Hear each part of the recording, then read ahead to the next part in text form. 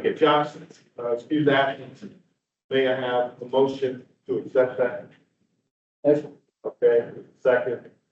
All in favor? No opposition. We have the minutes from the November meeting. Are there any updates? Clarification? Motion to receive the minutes. Okay, the land, the second. They're all in favor? No opposition. Very good. I think we have at least one public comment.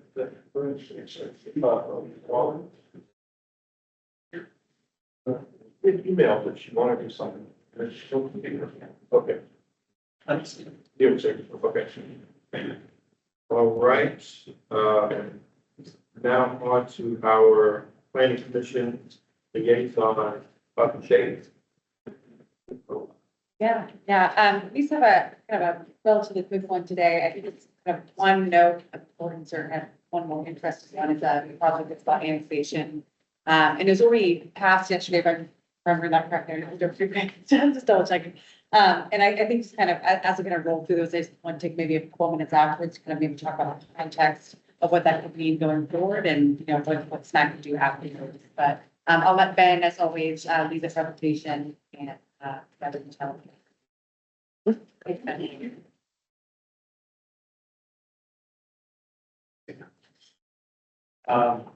All right, yeah, like it was a short one, just FYI, scheduling purposes. The city council had their meeting, on Tuesday, which was December 3rd, and that's our last meeting of 2024. They're taking their second meeting off for the holidays. And then the planning commission will meet next Tuesday, but then that will be their second meeting as well, so. Kind of a lighter month for public meetings this month. And I don't believe any of the council committees are meeting this month either. I think that's what I heard. Council meeting. So step by. And there's all new committees. I don't know why I said that because I don't know who's on the committee, so I apologize, but it's on the website already. I did check that. But the new council started off on Tuesday. The kind of highlights that I want to go through is just some one we've already talked about, kind of just an announcement, and then one that was interesting, like Commissioner Hill was talking about. So the first one was on November 19th, the council did officially approve the stormwater conveyance permit fee, which this was a part of the stormwater design manual update. If you recall, or even if you don't, we added a stormwater conveyance permit with the stormwater design manual to kind of keep track of larger infrastructure on private property that we weren't necessarily seeing as far as from a permit and inspection standpoint. We're hoping this will actually help cut down on some of the DA projects and things that we'll have in the future. So we hope to bear some fruit out this 10, 20 years down the line. But that permit is going to be a flat fee at $238 right now. So, but that had to go through an official council action to be included in the fee schedule. So no graphic reading on that. We just wanted to keep you up to date on that. The second one was a rezoning on Grove Avenue, which went to public hearing on November 19th and December 3rd. We talked about it a little bit at the November meeting. And then the last one is an annexation in the Swift Creek watershed, which is something different. And I'll get into that once we get to the slide. So for the Grove Avenue one, this was the one that's in Southwest Raleigh, kind of past NC State's campus on Western Boulevard. And there's been a lot of growth in this area. And this was actually previously rezoned in 2020 and had 6 conditions put on it back then. And it was now in for a rezoning of that case to kind of take all those conditions away. One of the conditions was stormwater and keeping their max impervious to 50%. So the Councilor Harrison, who's the councilor for this area, kind of talked to them about including that stormwater condition back into the case to kind of max their impervious at that 50%. And so they did that willingly and happily, and it was approved public hearing on December 3rd. Just to give you kind of some background, this is what the site actually looks like in real life. So there is actually a jurisdictional stream here.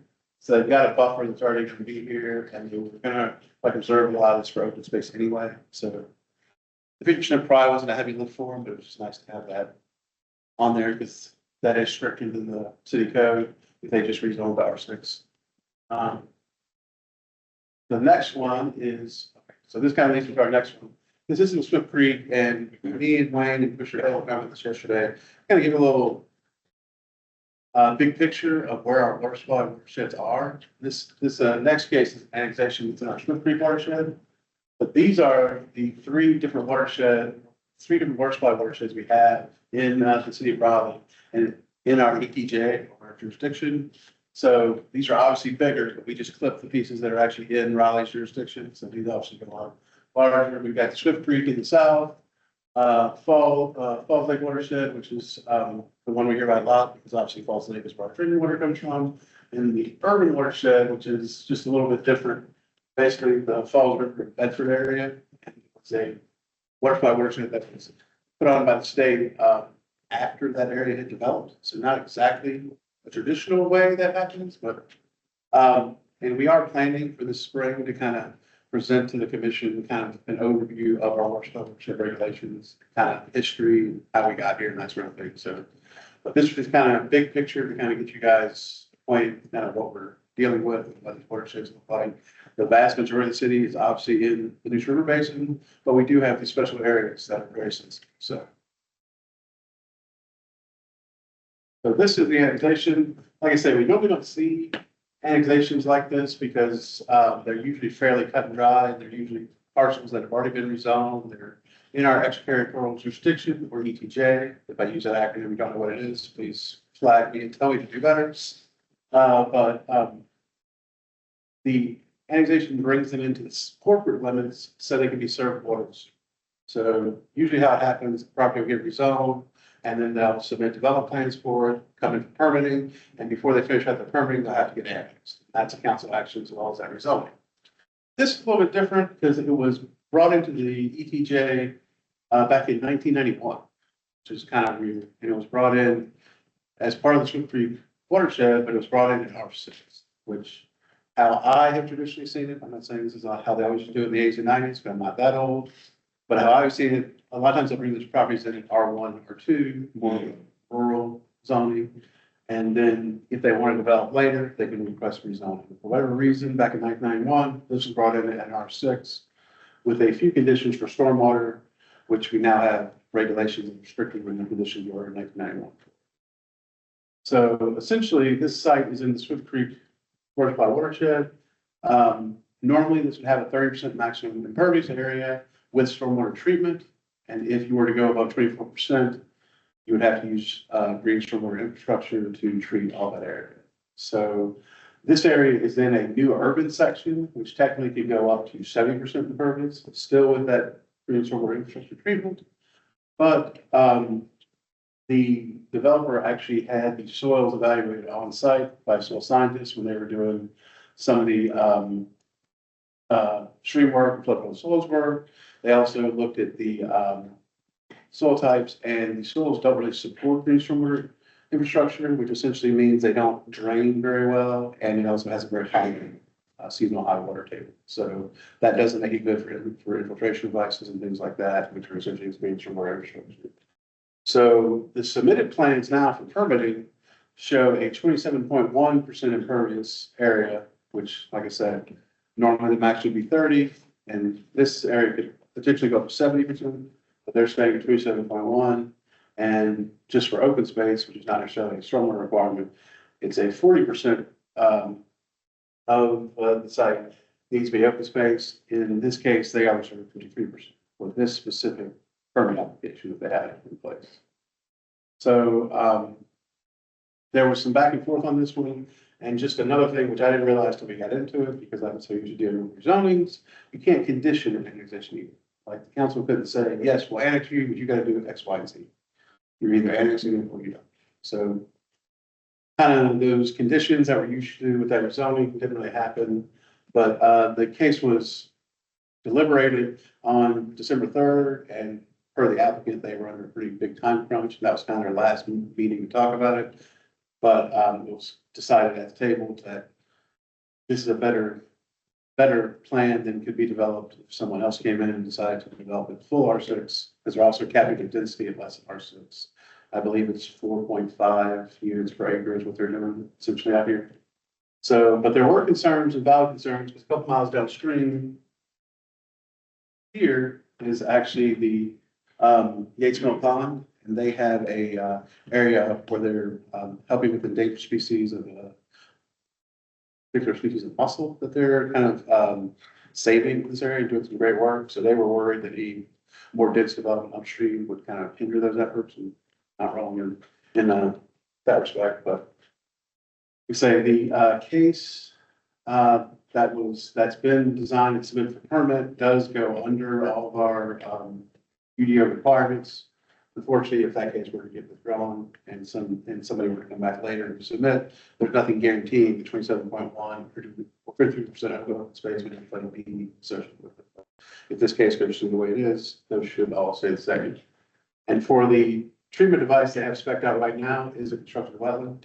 Since the high water table, we're gonna have a constructed wetland on the lower end of the site here.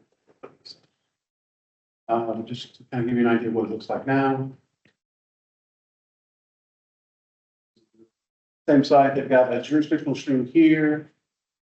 This stream right here is not jurisdictional until it gets to this point. And they've gone through all the DEP approvals to kind of talk about that and verify that. It's mainly wooded site. There is a house and an outbuilding and a parking area here right now, but nothing was, this is the development that they're looking to put forward, so. Any question on that, about the overall watershed? How often do you run across cases where the soil does not support GSI? Might pass that to Sally, to see if she's seen it on. This is the first one I've seen at this stage, at the preliminary stage like this. Yeah, we did it. That's one of the things, not every case is required to do that language. It's just if they have that GSI requirement. And the UDO actually has 4 things that'll say, like, if you can't hit those 4 things, then staff is allowed to grant a design exception to let you. 2 of those factors being the soil is not percolated, and also the high water. I think I'm just not understanding how the Swift Creek overlay interacts with the new rules, because I heard you saying that the Swift Creek overlay has a 30% max impervious requirement, but that there's nothing stopping a future proposal from having up to 70%. So what is the difference there? Yeah, yes, thank you. I knew I had it in here somewhere. So this is the entire Swift Creek plan. So we're the small part of it up here, but what the state allowed is 10% of the watershed to be more impervious or 70% impervious. And the rest of it needs to be kind of lower impervious.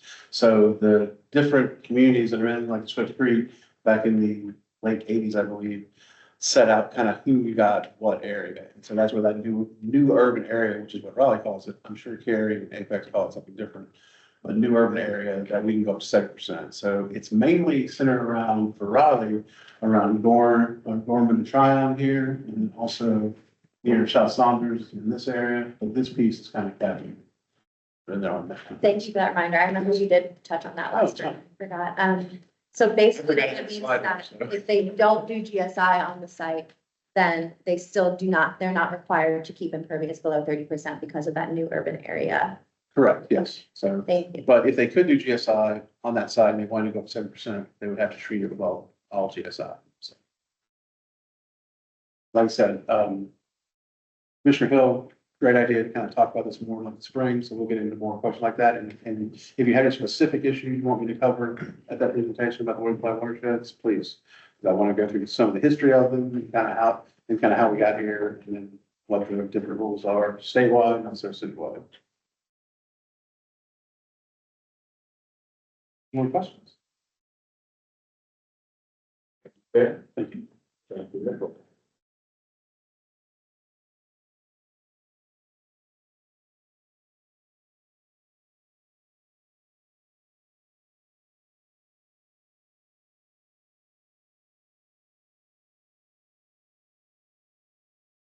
A director of our Department of Equity and Inclusion, Nestor Velos Pasalacqua. will join the city on December 16th as that department director.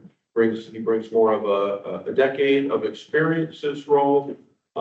Recently led the Office of Diversity, Equity, Inclusion for the city of San Luis Obispo, California. And before that, he worked for the county of San Luis Obispo Behavioral Health Department, where he held the title of DEI Program Manager. So I'm looking forward to working with Mr. Velas. I'll butcher that name again. Asalakwa, as he starts to work on our implementation plan for our diversity program. A few stormwater staff I'd like to announce. Grayson Lawn is our newest member of the water quality team. She'll be working part-time as a project manager. She's an undergraduate in urban planning from the University of Utah and a graduate degree in landscape architecture from NC State University. She's previously worked with the city of Raleigh in the Parks and Recreation Department as a park planner on Moore Square and Dorothea Dix Park. And we're excited to have her back. Welcome back. Next, I'd like to introduce Matt Moore, who's the latest addition to our GIS team, filling a newly created position for this fiscal year. He comes to Raleigh after working for the town of Clayton as a GIS technician for almost 4 years. Lives in Gardner with his wife, 2 dogs, and 3 cats. He grew up just outside of Zebulon, has a degree in natural resource management from NC State. And before Clayton, he worked for an environmental consulting firm with Parks and Durham Parks and Recreation, and for the Joseph W. Jones Ecological Research Center, and for Purdue University. So we're very glad to have Matt join us here today to join our team as well. And then last, the announcement for today, Neil Weisenbacher has been hired as the city's first Green Stormwater Infrastructure Operations Supervisor. You might recall this was a new GSI maintenance crew that we was approved for this fiscal year's budget. So Neil fills the first position as the supervisor of that group. In this role, Neil will be coordinating between Parks and Rec and Stormwater and build a team responsible for streamlining GSI maintenance and operations processes, helping coordinate staff engaged in this cross-departmental effort aimed at maximizing the useful life and habitat benefits of GSI assets. Neil has 25 years of experience from sustainable agriculture to residential commercial landscape maintenance. He's been with the city for the past 11 years, most recently as the city horticulturalist in Parks and Recreation Department.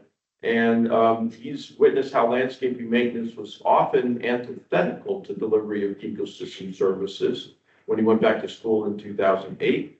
He has a master's degree in natural resource management at NC State and created a project about the barriers and opportunities to naturalistic landscape management.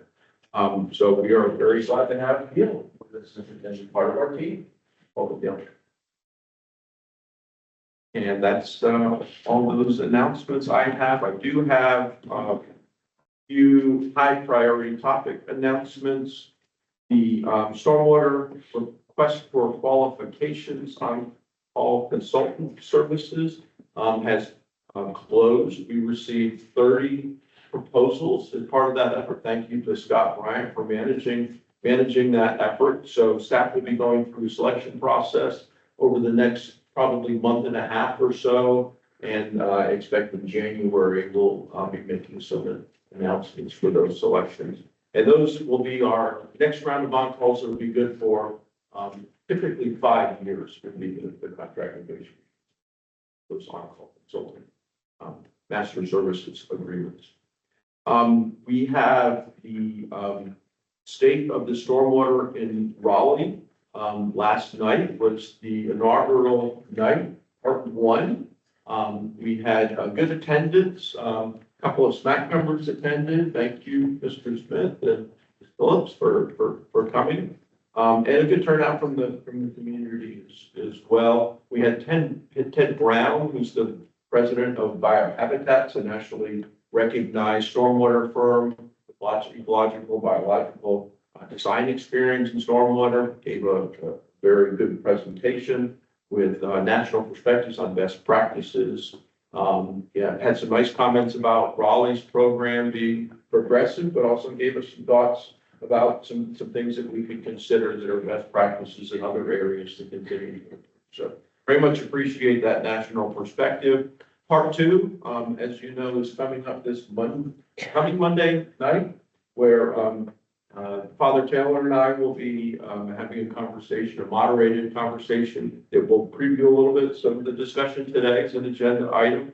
And then there will be a World Cafe style of community engagement and input opportunity as part of Monday night's community conversation as well.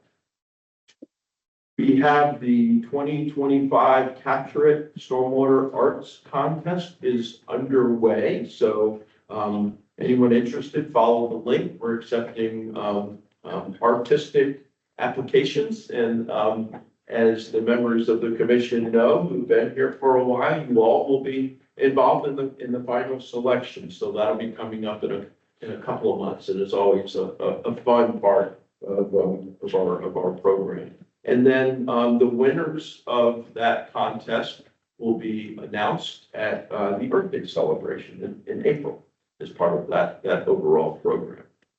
And then we have some notices prior to construction listed here: emergency repairs at North Boundary Street.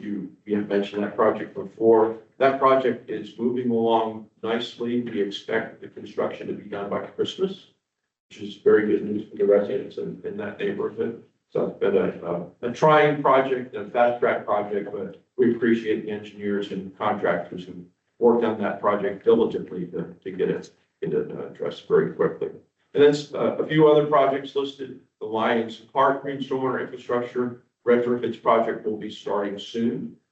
That has been awarded, and as you may recall, that was one of our projects that received some ARPA funding for GSI underserved areas. The Workdale Park Stream Restoration Project, another ARPA funded project, will start construction soon. And then a couple other projects: North Hills Drive headwall replacement and the Glenbrook Dacian Stormwater Improvements Project in Southeast Raleigh will also has been bid and awarded, and construction will be starting early 2025. Glad to take any questions. Questions for one? Thank you so much.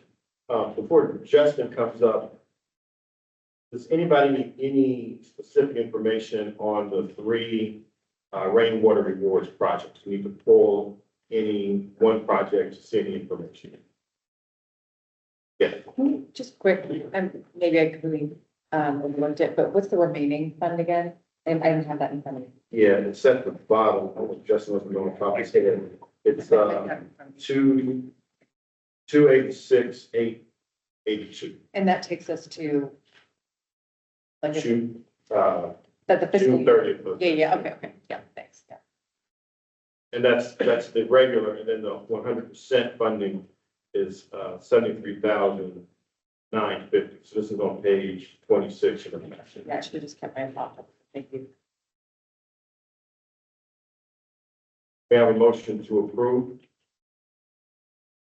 Motion to approve. Okay, second. All in favor? No opposition. Very good. Back to your team, Wayne. Great, thank you very much. Okay, the next item is an update on Stormwater's operational equity work. We'll have Scott Bryan lead this discussion. We also have members of the Raleigh team. Please come up and join us. And we're going to use this as an informal update. We have some slides to guide the discussion, but welcome any questions as well. And these are all important works in progress. So we have some updates and we have some recommendations from the PEQ and Raleigh team that we'd like to talk through. We are currently evaluating those. Memos were in your packets, but there will be some additional follow-up we expect in terms of an additional presentation as we go through and review those and come up with some specific implementation measures as a result of those recommendations. Great. Thank you, Wayne. Thank you, Reverend Taylor. Commissioner, good afternoon. Good Afternoon. to see everyone here at the Crowley facility, and thanks for the sort of the last minute adjustment. We had some renovations taking place at our regular location. It's always great to be here. Wonderful. Thank you. Well, this is going to be an overall update on our journey towards operational equity in stormwater. We've done a lot of work, not just in recent months or recent years, but really for a number of years. We're going to highlight that work that we've been working on really for more than a decade. And I can tell you the team has really continues to be dedicated to doing great work in this area. I do appreciate our team from Raftellus and Planners for Environmental Quality, Inga, Jen, and Rachel here. So thank you all for coming here. Inga's up from Atlanta area, and Jen and Rachel are nearby in the Durham, RTP area. So we appreciate y'all's consultant support. They're helping us to look at, best practices in this area. As we here in Raleigh are always seeking to apply and even help develop best practices ourselves towards industry standards. We want to know what other municipalities are doing, what other states are doing, and what is the leading practice in this area. And so Inga and team have really helped us do that, Jen and Rachel and the entire team. So thank you all for being here. So this is going to be a discussion. We're going to kind of go watch these cables. Y'all know how I like getting these cables sometimes. So help me take a look at that. This might be, we've got a number of slides. This could be our very, they're all important. This might be our most important one here. The stormwater and the city team's commitment to equity. This is really what it's all about. And we're all dedicated to doing great work in this area for all of our community with great services for all of Raleigh. And the team, many of the team members are here today, so many more. We're doing this day in and day out. Regardless of policies or details which we will continue to define and develop, we're all committed to doing great work in this area. So thank you, team. Wayne, thanks for your leadership. Representative Commission, thanks for your guidance and support for us in our city council. The city manager provides that leadership overall for us, so we really appreciate that. We do work closely with the city staff and leadership team and the commission, our council, stakeholders, residents, just as Wayne mentioned, even last night, coming on Monday, examples of that. Two, what are we trying to do? This is actually the city of Raleigh's vision statement. We have one for stormwater, but this is the city of Raleigh's pursue world-class quality of life by actively collaborating with our community towards a fulfilling and inspiring future for all. So we really see an equity embedded within the city's vision, and the team is committed to that. To stormwater, of course, a reminder of our stormwater mission as it supports that city vision. Manage stormwater to preserve and protect life, support healthy natural resources, and complement sustainable growth for the community. In our own vision, we have incorporated equity in a formal way. We want to be the smartest stormwater program possible to economically and equitably achieve our mission, which is this right here. In other words, we want to be stormwater smart. And you all are helping us to do that. We apply that across all of our program areas from our outreach and engagement. You can hear more about that today, especially around our communications, around equity with support from Inga and team, development reviews, inspections, just as Ben commented just a few minutes ago, what we do in that area, water quality, GSI, watershed planning, MS4, which is our stormwater system, one of those acronyms that we use from time to time, how we operate and maintain that system, our drainage projects, our infrastructure projects, floodplain management, which in January, you're going to hear more about our developing floodplain program. So stay tuned for that. We're excited about developing that program for Raleigh. And then what our business group does is supports the finances of what we do.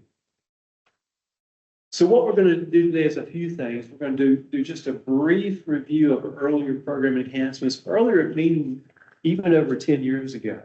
In fact, like over 20 years ago. So a brief walk through that. More focus on our recent or current operational equity work with support from our Raftellus and Planners for Environmental Quality team. And then throughout, please stop me. I need to stop me. We'll probably take a sip of water. We'll have ongoing discussions, feedback, and guidance from you all in the commission. So that's what we'll try to do. Should have plenty of time today. Okay, going back, Wayne was involved with this, and some of you may have also been involved. Back in 2004, the city decided to fund its stormwater program in a more equitable manner through a stormwater utility. And so this is one of the early applications of equity for stormwater. When you move from a general funded program to an enterprise stormwater utility funded program, which is based on an impervious area, you see a much more direct connection between the charges for stormwater and the impacts of stormwater. So this is what we have in place now since 2004. More impervious area is a higher fee, which corresponds to more stormwater for the city to manage. So we're excited to have a more equitable way to fund stormwater, and that's been in place for 20 years now. We just had our 20th anniversary a few months ago.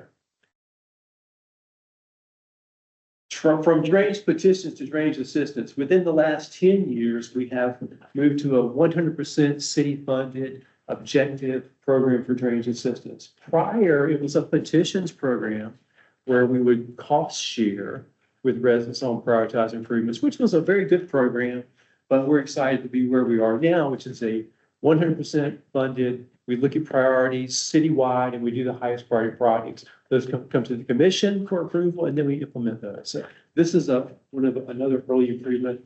This was within the last 10 years. We worked with the commission in 2015, 2016. Some of you may recall to develop the first integrated project prioritization model.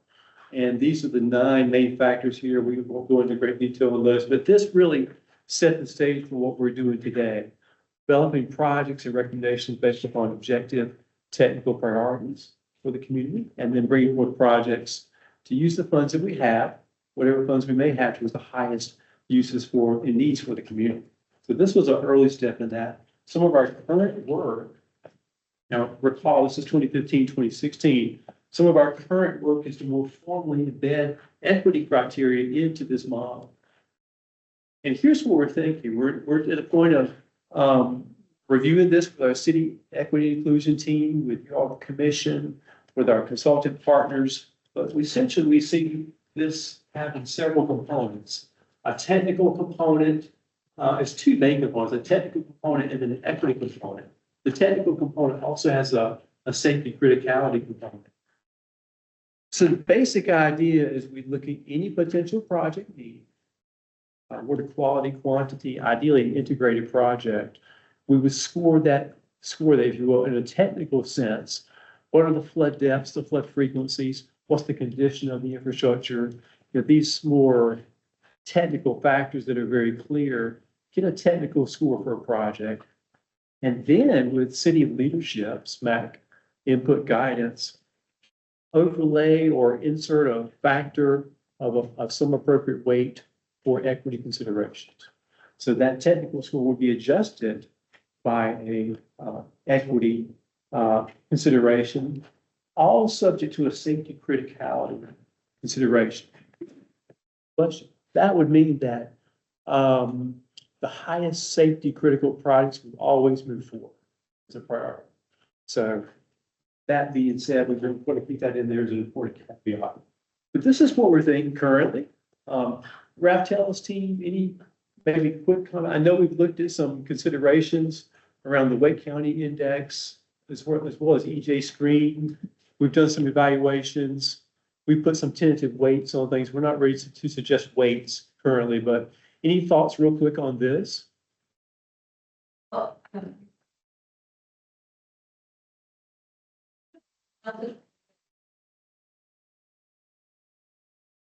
a potential supplement to a project prioritization and watershed planning prioritization. So there are a couple of ways I think the same construct can fit into the workflow as far as prioritization goes.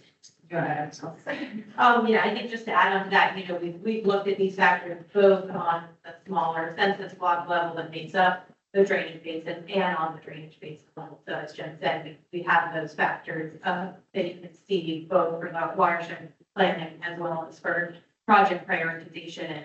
And we looked at a lot of different potential data sources and selected these because really looking at kind of cumulative burden that communities throughout the city are facing and how to stormwater and help. Thank you so much. So we're looking at those as seeming some of our leading candidates for equity data layer overlay and or some type of a weighting consideration. Here's what. Can I make a comment on this?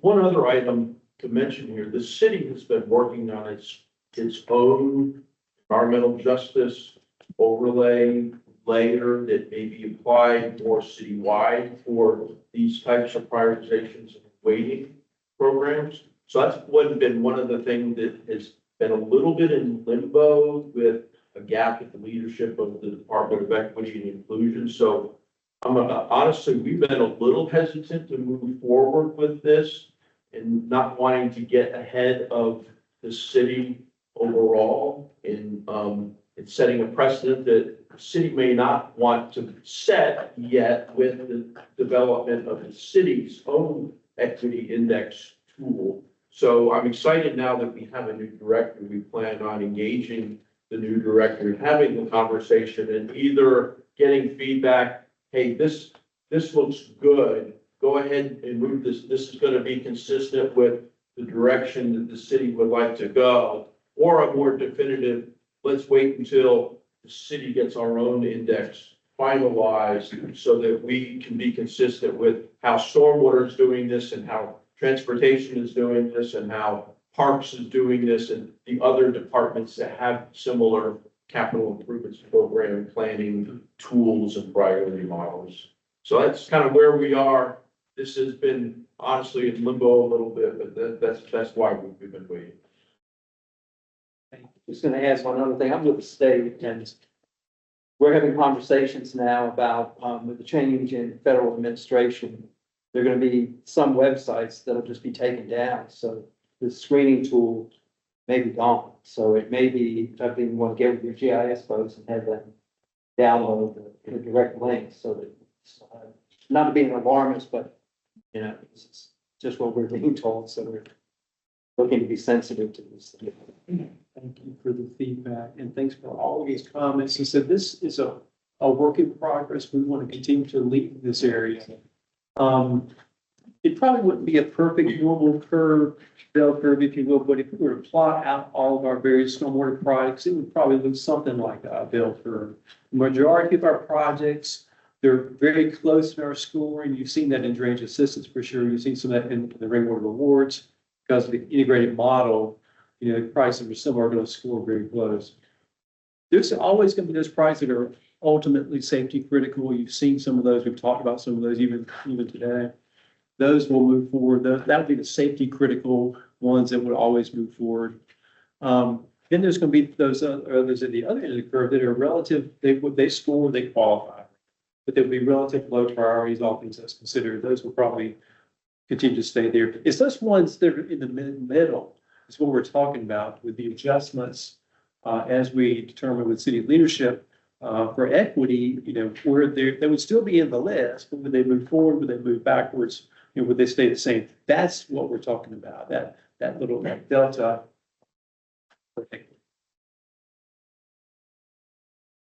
Thank you all for helping with the discussion.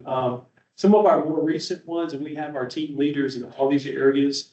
I am by no means a subject expert in these, so I'll try to do my best to speak for the team here. In terms of watershed planning, we're doing a lot of watershed planning, and that's really one of our key ways that we've identified to advance the equity goals. As we select the watersheds to study, you know, we identify needs and opportunities in those watersheds that we're studying. So the ones that we're studying are going to naturally advance work in those areas. So we're doing a lot of work to select those watersheds very carefully for equity considerations, as well as for technical considerations. We're looking at asset renewal, water quality, conveyance issues, stream stabilization, and flood hazard minimization.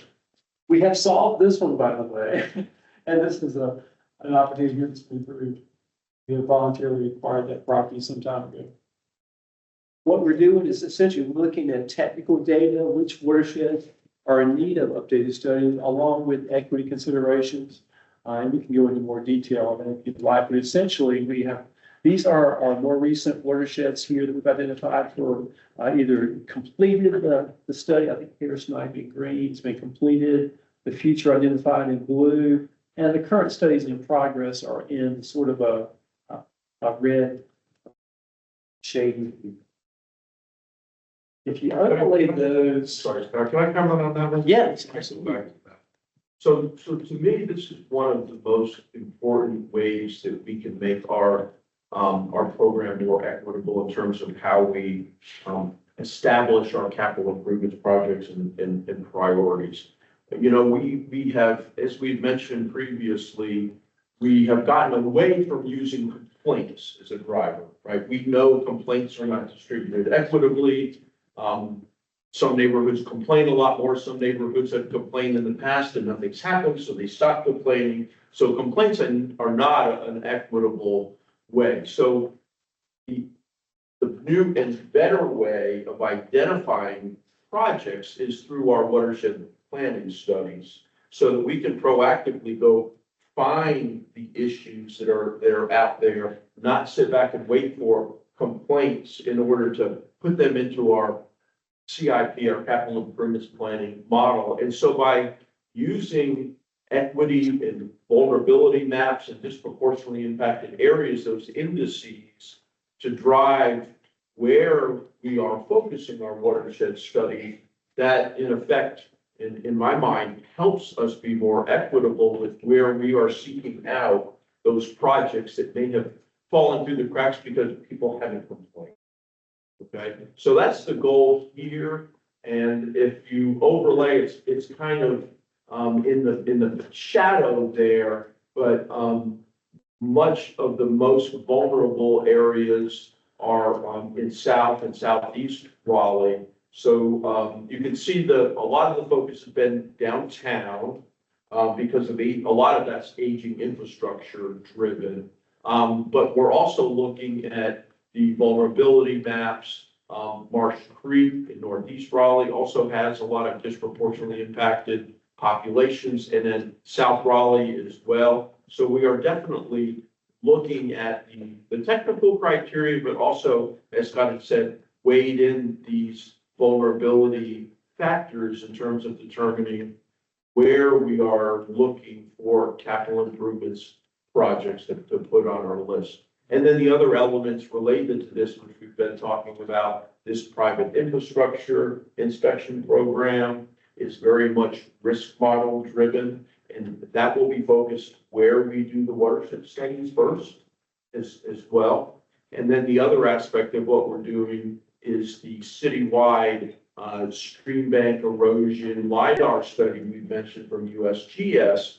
And we will also be doing the field studies associated with that and setting the priorities as part of the watershed studies too. So these watershed studies definitely drive many elements of our overall capital improvements program, help us identify more projects in these areas. And then on top of that, the prioritization, which we're still finalizing, I think will further help integrate equity into our decision making. Excellent. Thank you. We have around 30 or so of these watersheds, and so it's very important, where we select, and it does take a lot of effort to complete those studies. So we're very excited about this as a step advancing our equity goals. Okay, in terms of those studies, Barbara and our watershed team are just doing great work, and Ariel, our community, and our communications outreach, we're really seeking to reach these communities. So when we're saying we're going to study a given watershed, we want to reach out to everyone that's in that watershed and hear from them as much as possible. So we're gathering. We're sending out surveys for folks to fill online. We're having meetings. We're doing everything we can do to receive that feedback from that community. We're also requesting voluntary demographic information from that community so we can see how that matches up with who's actually living there. Are we getting the feedback from folks that live in that given watershed? So that's been an improvement for us. We've seen quite a bit. I think I could follow the message. And for this example, specifically on our first couple of rounds of the surveys, we were missing some demographics. So that allows us to then further tailor our outreach to try to engage those missing demographics. So we had, for example, pop-up meetings at Tarboro Community Center, kind of at the end of the day when folks were picking up their kids from their child care and so forth, trying to engage because we saw we weren't getting many of the surveys and input from that part of the community. And then apartments were another one, so we can tailor some flyers and some outreach in those ways. So that demographics information definitely, number one, tells us when our surveys and our input is not representative of the demographics that we would hope to get across the watershed, but also gives us some insights into how we can then further improve our tailored outreach to engage those missing parts of the community. Excellent. And that's an improvement that we made to more recent studies that we did not have. It's the watershed stuff. So we've seen some equity advancements just related to that. Here are some example feedback that we received from community engagement. What are your primary concerns? Order your list from most to least concerning. Pollution in stormwater, street flooding. So those are the two biggies that we often see: water quality and quantity, flooding, water quality, yard flooding, aging infrastructure, pipes, outdated pipes, home flooding, erosion, and then some other concerns as well. What the prompted responses, or you pick from the list? Good question, Ariel, Barbara. Was there like a drop down that folks could choose from? Rank them. Okay. And then was there a space for them to put in their own comments as well? Okay. Good. Great question. Perfect. Please stop me for improvements as we go through. Here's a lot of material. Spend the next few hours on this. Wayne mentioned drop-in meetings, so we really tried to come to the community to meet with people where they are as best we can. They're called drop-ins, but they're still scheduled and planned. So we just don't show up, on moment's notice. But we do let folks know we're coming out, and we're going to be nearby, so they can have access to the meeting. That's been really well received. At those, we talked about worship planning, our maintenance operations, the drainage assistance program that you all see, those projects, rainwater awards projects, the buffer builder bag program, volunteer opportunities, and there's many of those. Check those out. The Capture Arts contest that Wayne just mentioned is out there right now, as well as GSI. So we cover a lot of stormwater topics at those drop-in type meetings. Watershed assessment. So as we do the watershed assessments themselves, we're also gathering technical objective data about the conditions that are within streams and within the infrastructure. And here's some examples of erosion, for example. As we look at different levels of erosion, that's going to be a technical criteria to help us to identify streams to restore. I think last month, we heard from Barbara and team a presentation on the proactive inspection and public engagement program, which is the PIPE program for short, in Walnut Creek. And the idea is to get ahead of issues before they happen. So as Barbara explained so well, our stormwater system it's city system, it's private, and then it's private, but also carrying runoff from public systems. So it's quite a combination. So that can be very challenging. We want to address problems before they become an emergency. To do that, we've got to check and inspect systems that aren't the cities at this point. So we have to do some private inspections. So with support from the private owners, we're going to be doing that and trying to connect the dots in our stormwater system over time. Here's where I would welcome Inga and Rachel and Jen to join here. They've really done tremendous work in working very closely with Ariel, our communications lead, as we've looked at equity in our stormwater communications. And so we've got a couple highlights here, and I will turn it over to Inga and Rachel and Jen to share a bit here. So this has been, I think, one of the highlights of our work. Sure. I'll start because I'm gonna say this about communication. So you can see a little silver over in my hair. When I started in my career, thinking that I was only going to be doing stormwater technical work, long time ago, there was no such thing as communications as a matter of community engagement. As a matter of fact, the only thing that we did do was we had a public hearing at the beginning of a process. We bring the public in and advertise it only in the legal notices section of the newspaper. And whoever came, they got the information about what we were going to be doing. And then 18 months later, we come back and have that same public hearing and say, here you go. It's come a long way.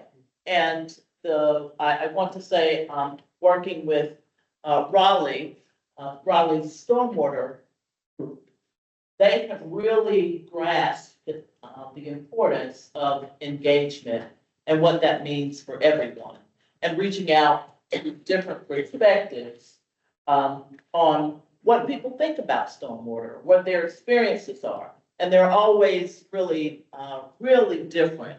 And so what you have today is a reflection of what the city's commitment has been and what it's going to continue being going forward. So as I go back and think about starting out in my career and not even thinking about engagement to today, the communications is really fast paced. It's changing.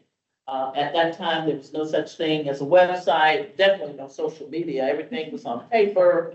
And now to the point where we have to keep up with all of these tools that the community wants us to communicate with them through. And in doing that, we have to ask them, how do you want to communicate? We can't make those assumptions and decide how we're going to communicate all the time, because it doesn't always work the way we think it works. And so it's important. We spent some time talking to a lot of people. Some of you here, we did some interviews. We worked with, or we conducted interviews with the elected officials, with some appointments, with some community people, just to get perspective. Perspective is important, getting different perspectives about communications. And then that's how we come up with our plan and implement that plan, and working with Ariel and her staff. But I do want to reiterate again, this is not new, as Scott mentioned during his presentation. We've been doing this for a long time. It's important to stay on track with that. The common themes, yeah, they are, and I hear Wayne and Scott mention how they are trying to wait for everybody to catch up with with the whole equity program. That's not easy to do, and I hope that you don't have to continue doing that. Let me say that, because you're ready now, and particularly with the stormwater program, it's important that you continue to move forward, that not stifle. The stormwater affects everybody, and with all of our storms that are coming our way, then we have to, and you have to be ready. So there are lots of opportunities out there. We looked at some hiring practices too, and looked at, sometimes we, even in communication, we put ourselves in a box where we only communicate and only reach out to those folks we're familiar with, in hiring with our trade organizations and our advocacy groups. Sometimes it's okay to get outside of that box, and maybe you're able to find a few people you wouldn't find in some of your trade organizations and conferences. So we provided some lists along the way, not only for hiring, but also for communications. And just making sure that the equity outreach moves forward. And what I've learned about communication as I've taken on that niche is that community engagement is about relationships. You have to know people, and they have to know you.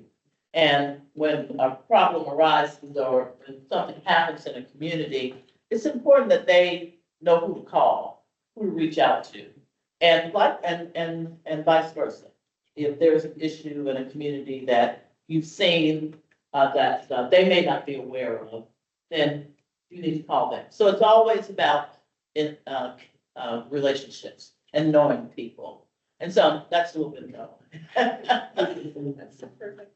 Yeah, I'll just add one little piece to that. I see it mentioned in this slide here, but and you all have gotten a couple of presentations, I think, on the topic of the fee credit program, which is kind of an evolving thing that we're looking into, potentially going to present some recommended changes to that in an upcoming month. And, one of the goals of that is to really make the, opportunity for credit and awareness of the program and awareness that people can be doing, individual things on their own properties or taking, steps in their own, lives to help the city manage stormwater and meet some of its goals. So that there's an equity element of that. There's a big communications element of that because we want to make sure that folks are aware, or will be aware when something changes. So that is just kind of one of the actively ongoing, pieces of this as well. And a major theme of the credit program and the green infrastructure is that not all of the stormwater projects have to be large and have to be large, that there's some things that can be done in smaller groups and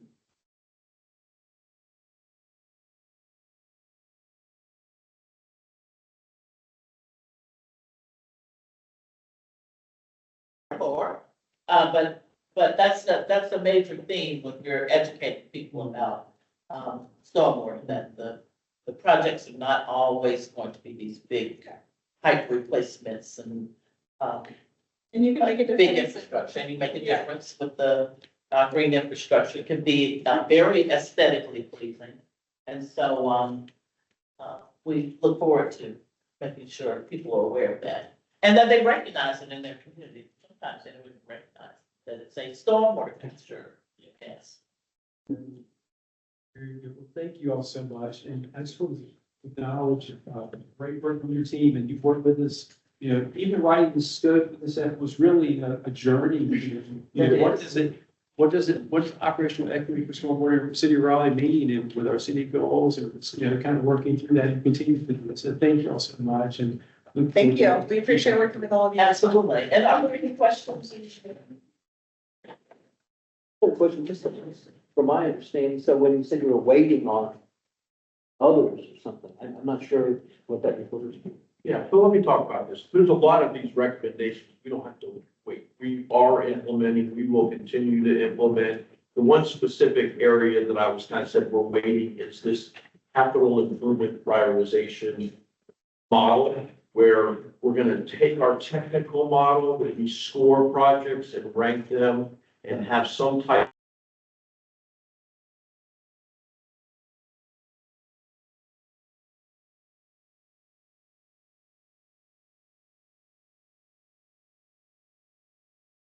because there are other departments that have the same type of prioritization models that we would like to be, at least not be inconsistent with how the rest of the city is doing that. But there are a lot of the recommendations, communications, engagement, hiring that we are moving forward with, have started and have some more work to even continue moving forward with on those recommendations. So there's nothing we have to wait on. All right, thank you. And I apologize for, I didn't mean to say wait, but just letting you know that they're a little further ahead. And Wayne, and I can add on to that, I will say that the additional prioritization tool that we've been working on, it was built with the understanding that it will be very easy to slot in the new city data into that tool and not have to redo the analysis. It was kind of built the flexibility to use whatever data source is the most relevant at the time, so it will be continuously evolving. Yeah, and the capital programs are important right now, and they're important right now because of how things are happening. So moving forward is key. And we're not waiting when we're moving forward with how we're prioritizing the literature studies. And that already will have an effect of identifying more projects in the underserved and more vulnerable areas of Raleigh as well. So that's something we're moving on as well. And I think it's important to understand too, and looking, at floodplains and flood-prone areas, it's not necessarily that there's more flood-prone areas in vulnerable communities, but the impacts are far greater. And a lot of times the awareness is not there. And, a good example that I often use is if someone owns their home and it's in a floodplain, they know that because their mortgage company makes them buy flood insurance. And so they have to know that they're in a flood prone area or in a floodplain. If you're renting a house, there is no similar notification process and there's no disclosure requirement. So people that rent properties may have no idea they're in a floodplain or in a flood prone area, or that house is even flooded in the past. And while they don't own the house, all their possessions are vulnerable, their car that they park outside. So, and we as a city are not able to pass a regulation that requires that disclosure. That's not something the city has the authority to do for the state. So we rely on education, outreach. We have sent letters to areas that we know are flood prone at the beginning of hurricane season. Ariel Michelle's helped us send out notifications to say, you live in a flood prone area. Please recognize that. Here's how to learn more. We recommend you consider buying flood insurance, at least for your possessions, if you're a renter. So that's the tool that we have. But it's a difficult tool because not everybody reads those. Not everyone understands that. And when we mail those out, somebody's lease is up, they move, more people move in, and, so it's a continuous process. But we're committed to keep doing that. That's not an excuse. We can, and should continue to do that. But it's more of an ongoing community outreach effort. It is never a perfect notification process. That's right, and the city is changing so rapidly. Yes. And growing so rapidly, and so your point is important about not stopping that process and keeping that process.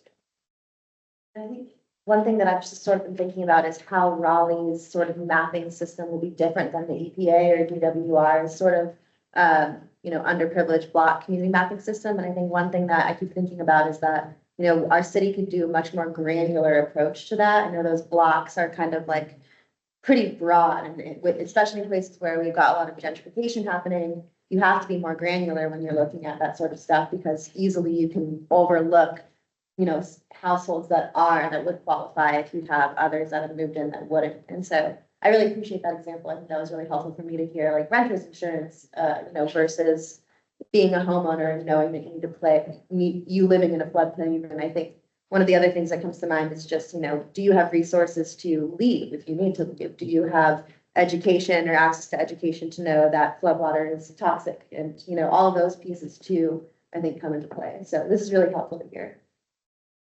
And another program I want to mention, we've been talking a lot about the Rainwater Rewards subsidy program, 100% subsidy program.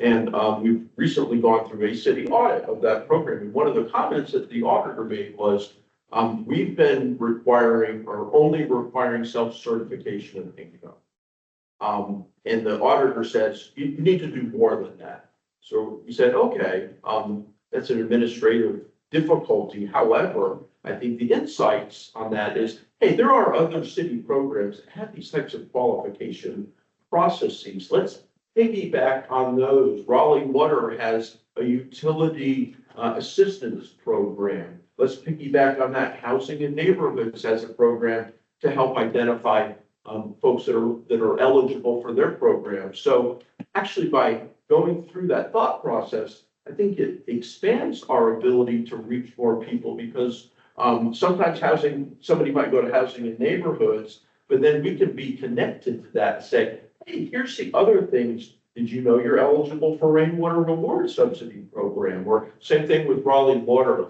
Or even if we reach someone to talk about the subsidy program, we can say, hey, you're also eligible for these other city programs and activities. It becomes much more of a network of equity and identifying multiple programs that the vulnerable folks are eligible for. So I think it's actually going to be a good networking opportunity for us to integrate into more of these other city programs that have similar eligibility barriers. And you mentioned at the state level, you weren't allowed, like, just the notifications. I'm just thinking about that last comment on notifying the suite of potential options they may have, or, potential benefits or opportunities they have. Is there anything that would help that at this kind of higher level, city level, that could help implement something like that? Not mandate it, but I'm not sure the correct word is, but have that as a broader tool instead of all of this information being on, stormwater's shoulders there. So, yes, absolutely. I mean, a lot of it always comes back down to communications, outreach, helping people understand. But another avenue, for example, of if we can connect to Raleigh Water's utility system assistance program, people that may be behind their water and sewer bills, Raleigh Water knows that. And they can reach out and say, hey, did you know we have this program that can assist you with paying your utility bills and catch up? And then, so that then if we're tagged on to that, can give an opportunity to identify potential folks who are eligible for our program as well, that we can piggyback on some of those other outreach programs. So I do think that, each department has its own outreach mechanisms, and the more that we can be connected to those, it broadens our outreach as well. And the public appreciates that. I think so, yeah. Excellent discussions. Also, you will continue, we've got to try to move through these, but this is just one kind of discussion and feedback, and you continue guidance, and thank you so much. I'm very encouraged. Wayne just mentioned some of our ARPA funding grants, including rainwater awards, so we continue to implement those, and those move forward very quickly, actually. So we've done several of those. We've heard about our Roads Link project, which is likely going to become our largest single stormwater project today, still to be determined, but just given the magnitude of it. Here you see Rose Lane, the community that we're trying to protect is on the other side of Walnut Creek. We're looking south in this orientation. So unfortunately, this is what has happened over the years. It's been a couple of times, 1 or 2 times a year, overtopping of Rose Lane from Walnut Creek, and folks cannot get in or out of the community. This is not a good situation. In more recent years, you've heard us talk about our active flood control program, active water management is more appropriate for Lake Johnson. As we lowered Lake Johnson in advance of storms, we've been able to really prevent a lot of this. So we haven't seen this thankfully in more recent years, but we have a capital project to improve conditions out here for this community. So that's one of our significant ones. We have a project also to help with GSI. It's also going to help with heat island effects in those communities. We mentioned the Raleigh Rainwater Awards project. We started with ARPA funding. It's 100% started with ARPA funding, but now we have funding. I think it's $75,000 in the current claim from the city's climate equity fund, and so that's going to help us to expand rainwater rewards across all of the community at 100% funding from the city. Collaborative partnerships, we see those in action right here. We're working with you all and all of our community. We worked a lot with water, continue to work a lot with Walnut Creek Worship Action Team, PEJ, Partners for Environmental Justice, are great partners at Walnut Creek. The Watershed Learning Network, which many of you may have been involved with that. And certainly within the City of Raleigh team, our Department of Equity Inclusion, since Stormwater, we work very closely with sustainability and community engagement. And really every department, Raleigh Water, PRCR, we work across the entire city team. Just real quick on that, we're in the 3rd cohort of the Watershed Learning Network. That's been a great ongoing partnership with Partners for Environmental Justice, PEJ. In fact, last night at the event, I ran into a woman that said, I'm going through the Watershed Learning Network classes right now. It's so helpful to understand that perspective. And every time we have a new cohort of students, and I say students loosely because it's students of all ages, every time we get a new cohort through that learning network, that gives us more ambassadors to the neighborhoods, because they're often folks that live in flood-prone areas or the neighborhoods that have stormwater issues. So they're aware from that perspective, then we can help educate them on those issues, and they can become the connectors that we have to those neighborhoods as we go into new projects. For example, the Rose Lane project, which is under design now. We have connections through the Watershed Learning Network to those neighborhoods that we can use for outreach as those projects progress now. So that type of network has been so helpful for us and continues to pay back many dividends in terms of that outreach opportunity. It just continues to build as we engage with each, every person, every community, get that word out about stormwater this area, right? So well mentioned, it doesn't have to be a large project. It can, every drop that we can capture and treat, and also with prices that look very attractive for the community, provides multiple benefits as well as a unique item. So we're excited about that. I'll defer to Wayne for a lot of this, but in the recent years, maybe since 2017 or so, or 18, how long have we been doing this? An internal survey of engagement for stormwater staff. Yes, and we don't often talk about internal operations issues with SMAC. But this is one I think is directly related to equity. And it's something we've done for 7 straight years now. We have an internal employee survey for stormwater employees. We have great completion rates. It's 90+% typically. And it gives us so much information. But I want to just give a couple of examples. And the second one is very specific to equity. But we ask these 3 consistent questions every year related to engagement, work-life balance. The second one to me is the real prover. How likely are you to recommend that someone work with Raleigh Stormwater? Are our employees recruiting people to fill our vacancies? And we definitely see evidence of that. And just to give you an idea, the way these are a sliding scale. So every person that fills out the survey can go from 1 to 10 and anywhere in between. And then, so that number, for example, the 78 on how likely, that's the average 7.8 or 78 out of 100 on everyone that filled out that particular scale question. And how fulfilled and satisfied are you with work? So the next slide, Scott, shows the trends here, which generally are very good. This was very helpful going through COVID, not only to get some feedback quantitatively like this, but there's lots of comments and opportunities for comments. So we get a lot of specific, always anonymous feedback. I always learn something every time and get good ideas, and we take the ideas that come from the comments. We've implemented a lot of new programs, breakfast with management, quarterly stormwater meetings internally. So there's lots of ideas that have come out of this. We're tailing off a little bit there. So not a huge concern yet. It's not a big drop, but we're needing to, that tells us we need to keep an eye on that work-life balance. We need to keep an eye on how fulfilled our employees are feeling. So I just wanted to give you this perspective. And then the next questions are specifically related to equity too. Raleigh Stormwater, and these are internal, this is opinion from staff, but we want to hear from our staff.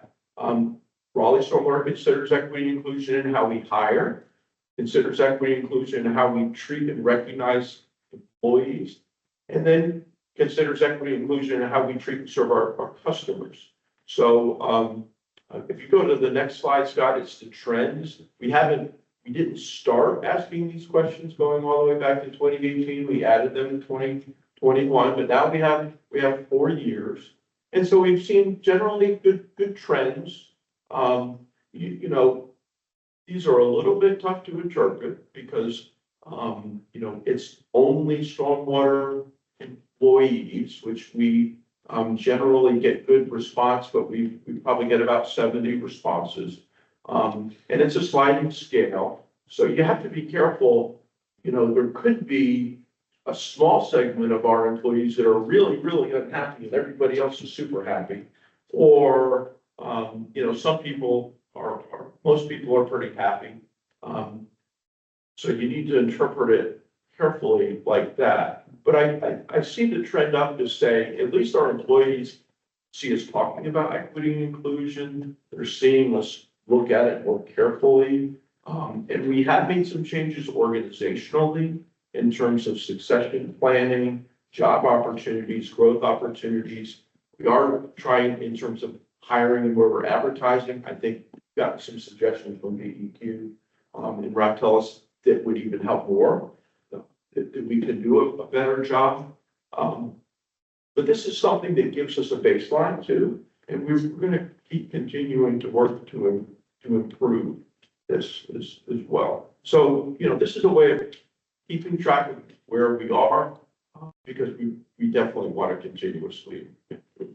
And a lot of this too, I think, is, are we talking about this with our employees, educating them on the opportunities, making them aware of what we are doing? Because if we can communicate and educate our employees well, they can help educate the rest of the community as they are interacting with everyone else. That's an important first step, is to have our own employees understand what we're doing, what our goals are, and that this is important.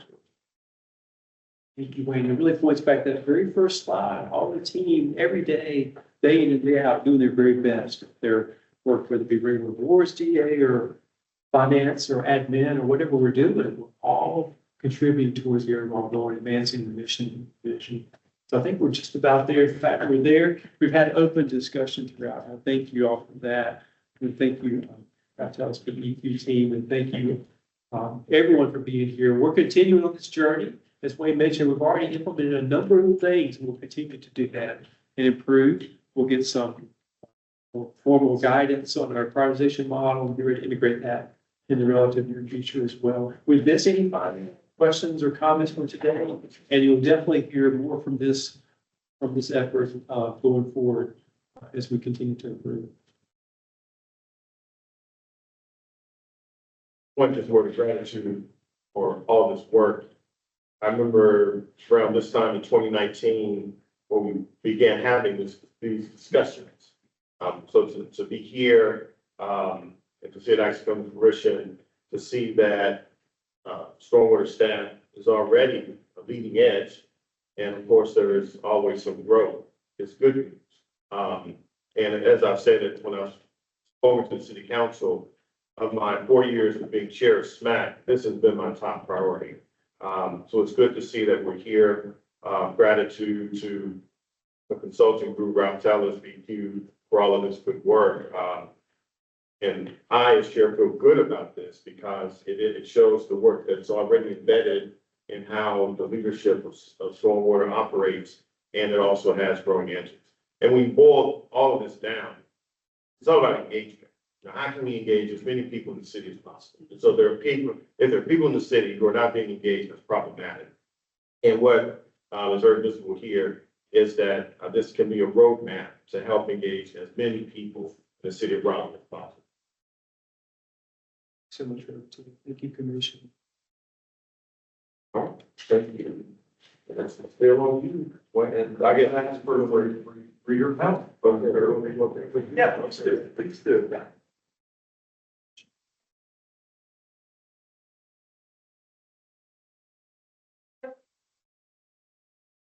So, we thought we would not do a dry run, but do a preview of the community conversation. And, Father Taylor, why don't you explain, because this kind of the final concept we came up with was your suggestion, which I really liked. One of the things we wanted to do is open a conversation with those who were present around stormwater. So we thought, why not model that in the presentation instead of having two talking heads stand in front of you where we are now and giving two separate talks. Why don't we have a seat, which we will Monday night, and have a conversation that's guided by data, but there's more conversation. Hopefully then that would spill over into those who are present so they can have conversations. Exactly. So, we're going to talk through this less formally than I think we will on Monday night, but please jump in and give us your thoughts and input. what we're gonna do is we have a series of 10 questions that will be moderated that Father Taylor and I will both respond to appropriately. We also have Sally, with some slides that are ordered in a way, hopefully that will follow the questions and supplement and reinforce some of the points that we're making. So this is kind of a little bit of a test case too, if these slides help or hinder, what we're talking about. And so I don't know that we'll go through the formal discussion, but maybe say, okay, here's the kind of things we're going to talk about. What else are your thoughts on this topic? And are there slides, do the slides work and help? Or are there other slides or ideas or concepts that you would like to see that we might incorporate into Monday night's session? Questions? Does that make sense? Any questions before we get started? Yeah, please. Who is the audience that you're speaking to? Because that's always important to know. Good question. So this has been advertised citywide, and everyone is invited. So I think we will have the full spectrum from people that are just learning about stormwater and really have very little background, to I'm sure there will be professionals there. Last night, there were consulting engineers that do work for the city related to stormwater. So highly technical professionals that will be there. But I think the audience that's most important to reach are the people that know a little bit or almost nothing about stormwater. They know it's raining a lot. They've probably heard the term climate change. Maybe they've seen flooding in their backyards or in their neighborhoods. And we're trying to, the overall goal of this discussion is to support the comprehensive plan, the city's overall comprehensive plan, which has many, many elements: stormwater, parks, police, fire. But the stormwater related elements, we would really like to know, is the city providing the level of service that you would expect related to stormwater? Are you being supported? Are we doing the things you would like for the stormwater department to do? If not, what else should we be doing? Are there other ideas? Are there other programs? Do you want more of this? And then, the other part of that is, okay, if so, recognize that will cost more. Do you feel like you're getting enough for the fee that you're paying, the $7.65 on average per residence that people are paying, and commercials more? Do you feel like you're getting services? Are you missing information that you need to answer these? Those are the kind of questions that we hope will come out of the conversation, because after Father Taylor and I have this model conversation, the second half of Monday night will be this World Cafe type of styled conversation where people will be sitting at groups of tables that each will have a moderator, and we'll be going through similar questions that have been prepared to have these kinds of conversations and get this kind of input. Does that help? Yeah. Professionals who are more often a part of these discussions, or if there would be a very diverse crowd. I say we want to keep it less technical, but understandable. Yeah, I'll talk, go ahead. Sad that there will be some citizens that are interested in the comprehensive plan and may attend. There's a whole series of meetings. The first one was on housing, it's just stormwater, then there are several more on changing neighborhoods, I think, as well. I think there'll be some people that are gonna go to all of this. Yeah. Yes. Good. So they want the big picture, they really want to be involved in it. Yeah, that's an excellent point. To your point, Melanie, I talked to a resident Tuesday who said her backyard is always soggy. And her response was, I just always thought it had to be that way. And I said, well, there's a stormwater department that, there are resources that can help guide you through ways to mitigate that. I mean, that, in my mind, would be a target person, someone who comes just thinking the way their yard or place is always how it has to be. And then trying to guide them through resources that are better for the city.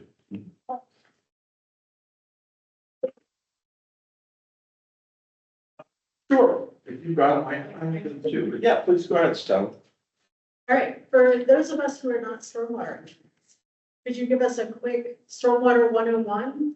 What are the basic principles and how long have we been implementing stormwater management practices as a city? So we'll give a little bit of basics, effects of urbanization, removing tree cover, increases stormwater runoff, adding impervious area, increases stormwater runoff. So urbanization in general, decreases the amount of stormwater that can infiltrate and increases the amount that runs off. And then talk about, we do have stormwater controls in the city. Yeah, so this is a good one. Boy, I guess that's for the residents. Hopefully it'll be better. But one point we do want to make is that historically, before 2002, the city did not have stormwater control requirements. So, if you look at all of the impervious area that was developed in the city before 2002, there's no stormwater ponds, no GSI, no types of stormwater controls at all before that. And if you go to the next slide, the kind of the purplish areas is after 2002. So that's the impervious area that was built after we had regulations. We had to mitigate the peak flow requirements for stormwater. So that's the newer areas, logically on the outskirts of the city. A little bit of infill, but mostly on the outskirts. But we still have a lot of that legacy impervious area that is uncontrolled. And that's where we have a lot of our issues. So I think that's an important perspective for people to have. Any thoughts that we can make that point clear, or any questions? I know this graphic's a little hard to tell, but does that make sense? Point. If you bring that up now,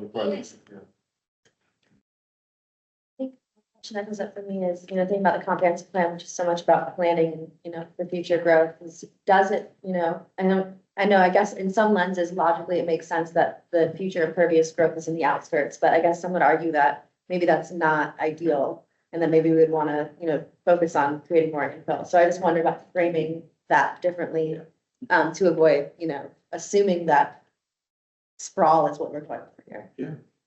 No, I think that's a very good point. A couple of related points. So this is a good one too, Sally. So from a stormwater impacts, if you look at how density impacts stormwater, right, a 20-story building in a parking lot of the same footprint really have the same exact stormwater impacts. Right. So if you're looking at bringing more people in to a community, mitigating the stormwater impacts, building up is the way to do that. Right. So infill development, if you have a parking lot and you build a tall building, you can fit a lot more people in there to work and live without changing the stormwater footprint, versus sprawl, right, is not only are you building more roofs and houses, you're building more roads and wider roads, and all of that's impervious area that definitely has stormwater impact. Now, that new impervious area will be controlled, right? But control mitigates it. It doesn't eliminate the impacts. You're still having more stormwater volume. I think you're gonna want to weave that story maybe better. I mean, we're on slide 17, great slide, it relates to the 10th slide or something. And then that when the guy from biohabitats and then the slide, the EPA slide, people react to that, maybe what you're saying. They're gonna maybe react to that slide saying, wow, density is bad because it removes tree cover. But density in redevelopment areas where we never had controls, that's good. That's like redeveloping the right place because we kind of want to spot, like, how do you build the story of little, I don't know how you do it. Rearranging the slide. And also, when we talk about infield, unless it's city property, stormwater doesn't have really any say at all, just from General Assembly. I mean, you can't mandate that a developer put GSI if that person builds on a parking lot that is, in an urban area. Right. Or in here, so. In fact, the city is restricted from passing any regulations to regulate existing impervious area. Our best tool is to incentivize that in some way, which is a challenge, but I think that's a conversation as well as how do we incentivize developers as they're redeveloping to make their redevelopments more stormwater friendly, because we don't have a hammer in that situation. We only have the carrots as the tools. I think also really good to understand what is possible and what is not. And what is your realm of influence or control, and what is outside of that. I think that's really important for citizens to understand. Like how can they contribute, how Raleigh as a city can help or hinder, and then what other avenues are there? You know, what is, just like you articulated, that's really helpful to people. Yeah, I was just gonna mention, I think you speak on the developer side too, of what you offer them to try to get them to do or implement more GSI. Would help the public so they would understand. Yeah, and that, I think that's an excellent conversation to have for another day. Would welcome, you're new to the group, so welcome your perspective on that. You know, what would developers see as a beneficial incentive? Is it, hey, if you implement GSI, you get another 2 stories on an apartment building, or other ideas, right? That certainly would welcome that. I guess this is more of a stick situation rather than a carrot, and I don't know if it's directly in the wheelhouse, I mean, it's not, but back when I did permitting with the state, we frequently try to push developers to build parking decks, and they would constantly say, it's too expensive, we can't do it. And I don't know whether Raleigh is so much more attractive today, this was 2005 to 2012, than it was back then. But I'm really pleased when I drive around town and I just see these parking decks everywhere. I know that it's not just an asphalt parking lot that's contributing to more impervious, where you could put that building, but you need to have the parking decks to support being able to do that. So anyway, I just think that's an important feature of the city to know that those things are happening. They're building the parking decks because they're making enough money with whatever their development is, that it is no longer an argument to say we can't do it because, you know, it's too expensive to do, because they're making money. Obviously, it works with the business plan, I think. Yeah, definitely working right now. Yeah. But it's not cost effective. That's what I thought. Yeah. I'm gonna skip to, how does urbanization and growth impact stormwater runoff? What have been the impacts of Raleigh, and what has Raleigh done to mitigate the impacts of urbanization? Yeah, I was gonna start by telling just my experience in Rochester Heights and St. Ambrose with flooding. That being the site where the city dumped sewage for 70 years, and the continued impact of flooding, not necessarily on climate change, but on non-climate stressors. All the development that's in the 46 square mile watershed. So just an anecdotal story, some evidence, and I think Wayne was going to move into these slides. Yeah, and so, you know, mitigation measures, we do now have regulations that require stormwater mitigation for every development. And we do have, because we are in the Neuse River, nutrient control requirements that require water quality controls be constructed as part of all new development as well. So that provides a lot of benefits. Again, it mitigates the impacts. It doesn't eliminate the impacts. But we do control the rate of water runoff and limit the amount of nutrients through our unified development ordinance. And all private development that occurs in the city has to develop engineer design plans and drawings, submit those to the city. that our plan review staff reviews those for compliance with our stormwater, regulations.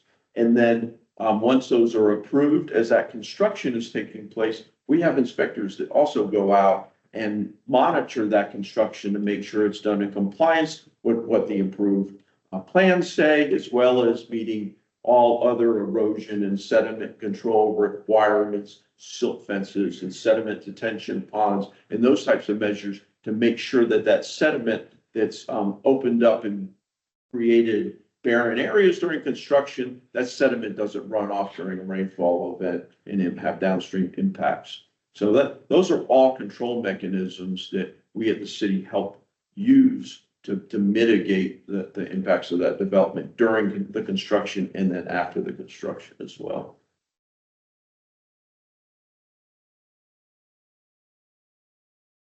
Role in stormwater management, and what is not within the city's purview. And what I was going to talk about here is a little bit of the private property issue, where the city controls stormwater infrastructure that's in streets or on public property. But what we don't control is what's on private property. We have regulations that regulate what happens there, but there's a lot of private property owner responsibilities for pipes and streams that are on their private property. And that often is not something that most private property owners understand. They may not even know they have a stormwater pipe on their property, much less that they're responsible for maintaining it. I think that's an awareness issue as well.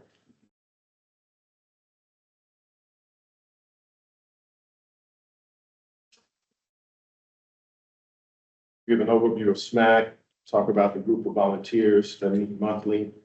This partnership between SMAC and the city of Raleigh, stormwater staff, how that's unique when we look around the country.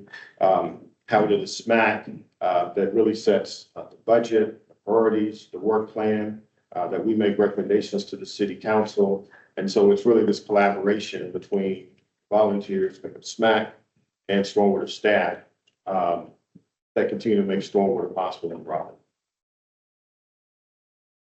Yeah, and you know, SMAC, maybe 5 years ago, was very intentionally changed to have some specific representation on SMAC. And it's always up to council as to who they would like to appoint. But when there are vacancies, we do look at, are there interests within the city that are missing? Or are there equity representation that is missing? And we like to identify that so that we can appoint a commission that is as representative as 10 people can be of the different perspectives in the community. And that was very much written into SMAC's ordinance. And I believe it was the first, if not the only, board and commission that had that specific language written into the enabling ordinance for the commission. And that's very helpful from staff's perspective, because we need that input. We need that perspective. We need you to ask us the tough questions to make sure we have the right answers. And just, you know, we have blind spots, just like anyone does. So to me, that's the value of the commission from a staff perspective, is to have you ask us those tough questions and give us those perspective that we may not have otherwise seen or heard. How does Raleigh pay for its stormwater programs? Yeah, so I won't get into the details of this. I think most of you are familiar with the impervious surface fee, but I think a lot of the public doesn't really understand that and how it works. So we'll talk a little bit about that. Talk about how, you know, we do actually have photographs that we measure the impervious area. And the other part of this that I think is important that most people don't understand, if you really look at the impervious area in the city, 2/3 of it is on commercial property. So when we switched from a tax-based funding for stormwater to a impervious area base, it definitely put more of the burden on the commercial properties and less on the residential properties, which we believe is a fairer way of funding stormwater, because that's where the impacts are coming from, is the impervious area. So that was a model that was put in place 20 years ago, still in place. The other real value of having a dedicated enterprise fund that can only be used for stormwater is we don't have to go every year when we're putting our budget together and somebody says, sorry, we need more fire trucks this year. We can't give stormwater as much. That's out of the picture because we have our own dedicated fund. It's a matter of, okay, what should that fee be? Should it go up? If so, how much? And then what are the priorities for how we use it? But we're not competing against other city functions for that budget, which is a big benefit as well. Yeah. Absorb that. There's a lot going on here, having a discussion. It is. But yeah, I know it's. I mean, I expect you're gonna, but you might get some comments first. I was just curious. Yeah, it's a good comment.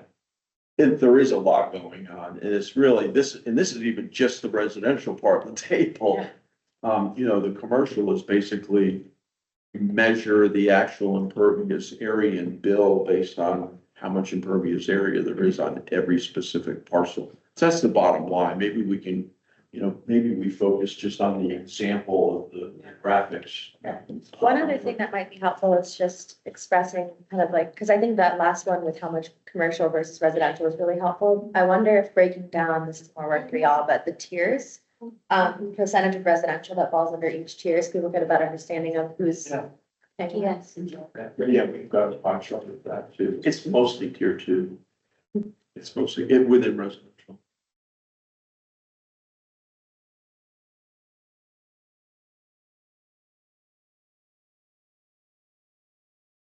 Stormwater and Raleigh. What role do private residents play in stormwater in Raleigh? Good smack. I think you addressed that really with slide on, conveyance, about what's, city owned versus private. I wonder if that's almost, a necessary question. I don't know. Yeah, might, or at least. Yeah. Yeah. The other part of this, and I mentioned it earlier, I see the private citizen's role as telling us what your expectations are in terms of level of service. Again, the questions that we'll be looking for in the after conversation is, that's their role. Tell us, are we doing what you would like us to do, you expect us to do, and should we do more? And if so, what does that more look like? Is it more green stormwater infrastructure? Is it more stream restoration? Is it more capital improvements to address flooding? Is it more buying houses that are in the floodplain that may be vulnerable to flooding? What does that look like in terms of, if you want higher level of service, where do we focus that? Or is it all of the above? And then also how to communicate that. And How do yes, they get that to staff? exactly.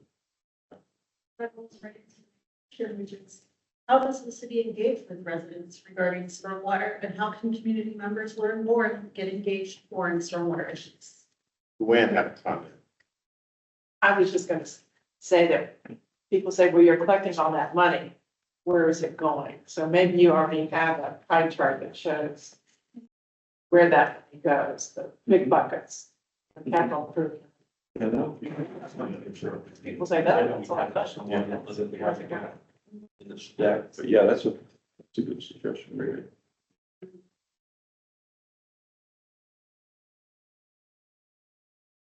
Yeah, and in terms of, the outreach and engagement, how do we do that? It's, as many ways possible. Newsletters, websites, these types of meetings, and we'll be there Monday night, say these types of meetings. We have watershed planning meetings. But tell us how else can we reach you. We have some pop-up neighborhoods, the picture there, of the tent. We were gonna be doing a project. We have a pop-up event and engage people right where the project's gonna happen in their neighborhood. And we found that to be successful in many ways. Rainwater Rewards is a popular water quality program. It's very much an outreach program though too. Helping people understand how we can invest in their properties to make them better and help them control stormwater on their properties. So, anytime we get a question about, quality or the wet yards, we will send someone out, engage that residents at their property, on their terms, answer their questions, talk about what they may qualify for, claims of drainage assistance or rainwater rewards, or even if it's, hey, you need a little more landscaping here to divert this flow in a different direction. We're here to help with those types of conversations. Just things like GSI, I think when you're talking, we hear it all the time, maybe spelling that out and also questions on some of these. But I think these great visuals are really helpful, and especially if you want it to be more of a discussion based piece, having those images so they focus on what you're saying and not trying to read at the same time. Yeah, that's a good point. And maybe adding a few more examples with where they are, so people can say, oh, that's my neighborhood, or like, I've seen that one around, there's like a connection piece there. Yeah. Yeah, and that map's hard to see. That's the whole city, but it's kind of hard to put in perspective. Yeah. There. Yeah, I hope, at the facility last night, they had high resolution televisions all around. And Mark, I think the graphics will be a lot better than this when they show. To your point, Samantha, having, keeping this map, but having examples throughout the city, finding GSI, having examples, visuals would be very helpful, because that's the way the public can become involved. Private landowners, property owners, you can have these installations. Yeah. Consider equity in stormwater programs. We'll talk about the 100% program that began in the pandemic, and now it's a part of our process. We can talk about the work that we heard presented on earlier today, talk about community engagement, talk about the priority as we look at how we rank projects, making sure that we're being as equitable as possible in that ranking process. Not just waiting for complaints. Yeah. Right, we're being proactive in terms of identifying issues and rating those objectively and engaging the community to get that input. And walking streams and doing our own investigations to find problems.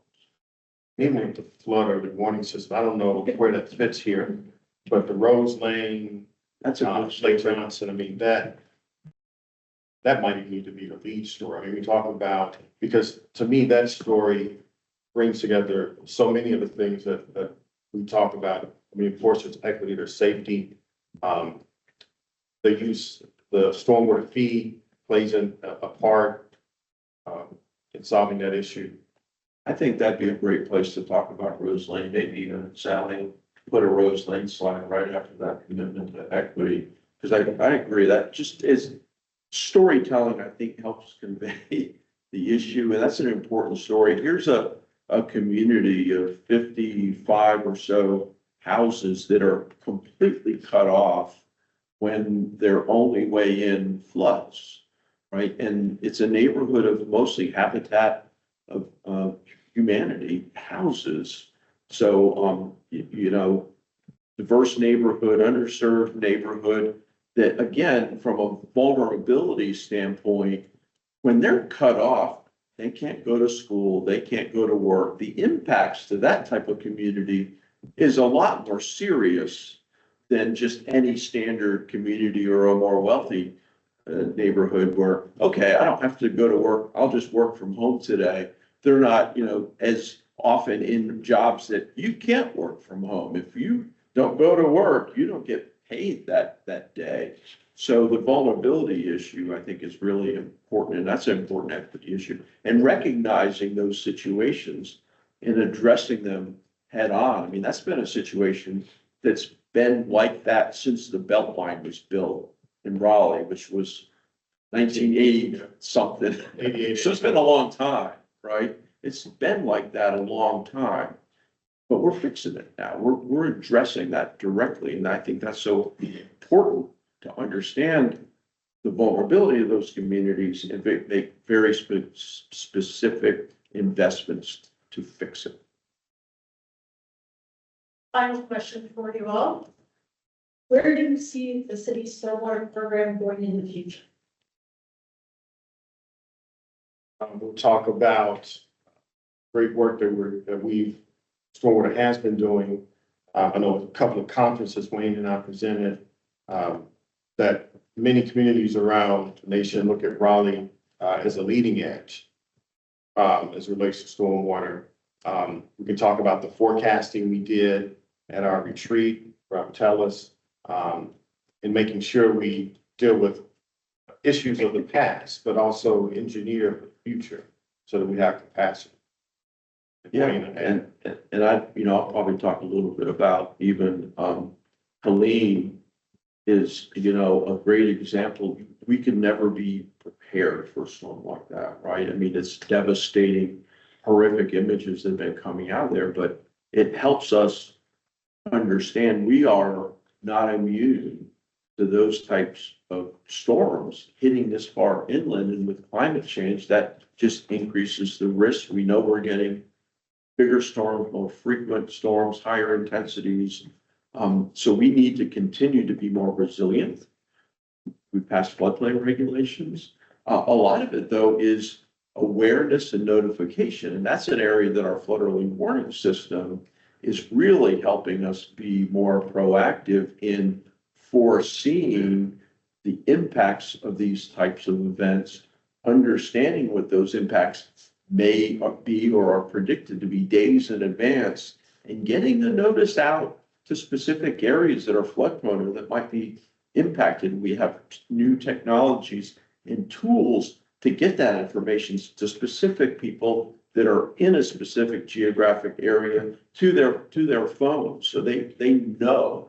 But we also have to have done the education and awareness, so when they get that, they take it seriously and act on it too, right? Because we have flashing signs and people drive through the flooded streets and stall, right? So we know that happens. People don't necessarily believe or act on the notices. So we have to supplement these systems with the awareness, the notifications, the education on the risks of urban flooding. So more of that, I think, is the vision.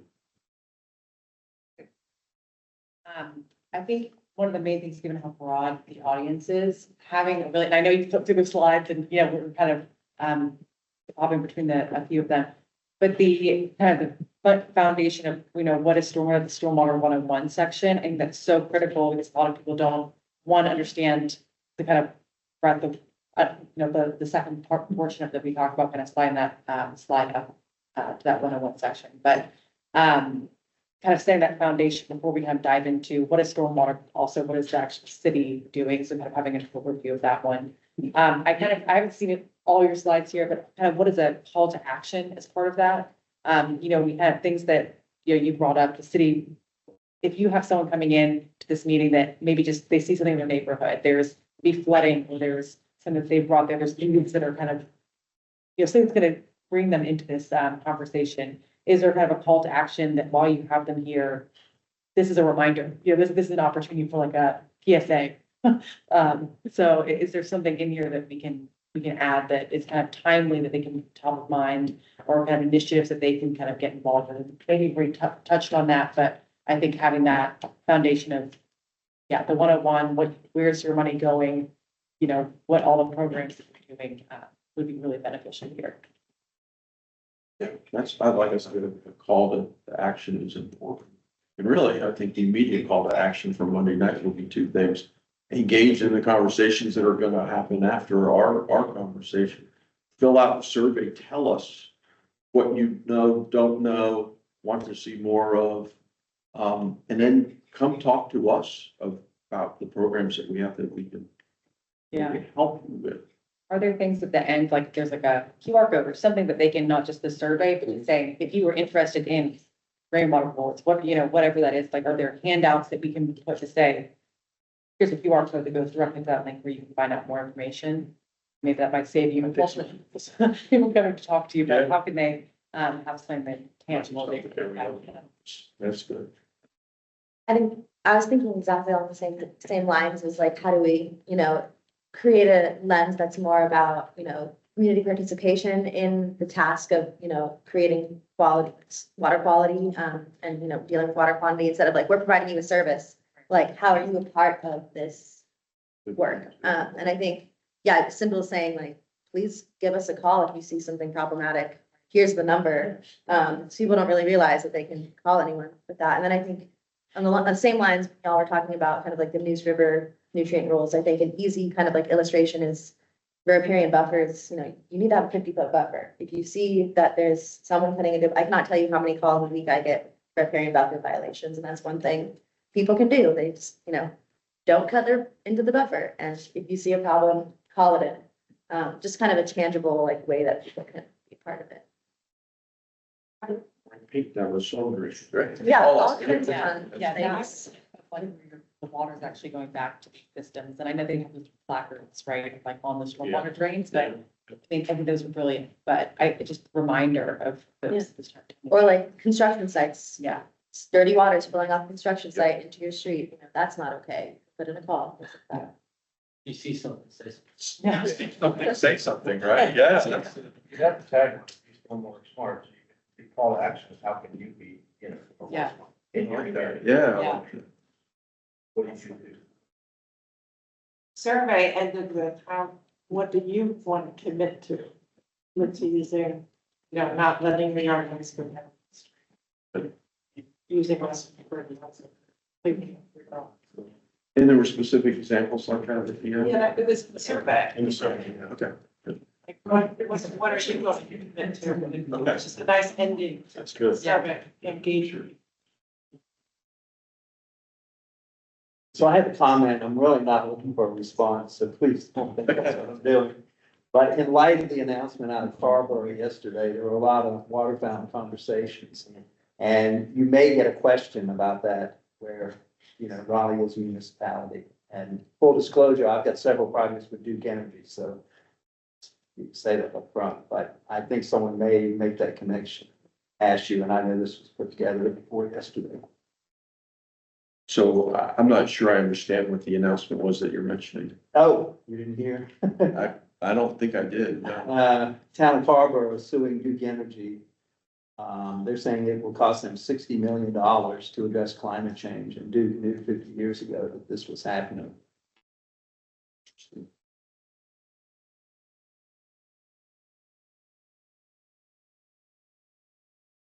Primarily by continuing to invest in fossil fuels. Correct. Correct. Right. But it's still, you're less talking about climate change. And I'm not afraid to talk about climate change. We see it in the rainfall statistics.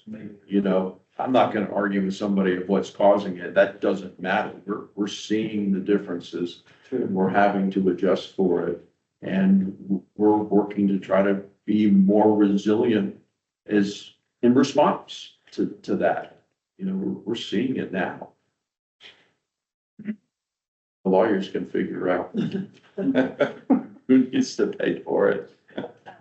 one last one, sorry, I know we're, I think one of the kind of best tours that we did, sorry, my brain's not fully functioning these days, but the best tours that we did, were just seeing the staff and how much work that they do, having a picture of the staff and like, you see the trucks going by, you see, trash, whatever, picking up the leaves, all those things that they do, that the way that you're seeing stormwater staff on a regular basis that you may not even realize it, all the work they do, and having a picture of all the hard work and the people who are behind all of its initiatives, I think would be really meaningful, that they are also community members. They're here doing excellent work, and just recognizing that would be really powerful.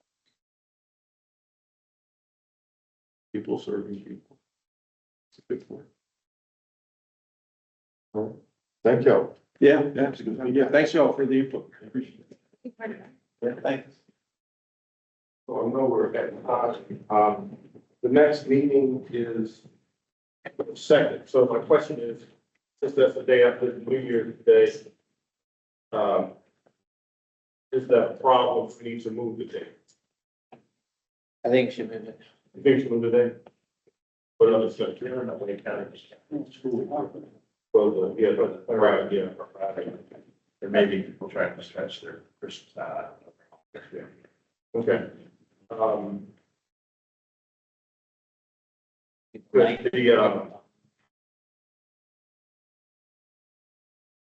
The 16th, we talked to this area. I know it's late in the month, but January 16th, talk about it being on the table. Yeah. This is 16th work. I know you have some conflict the following week, right?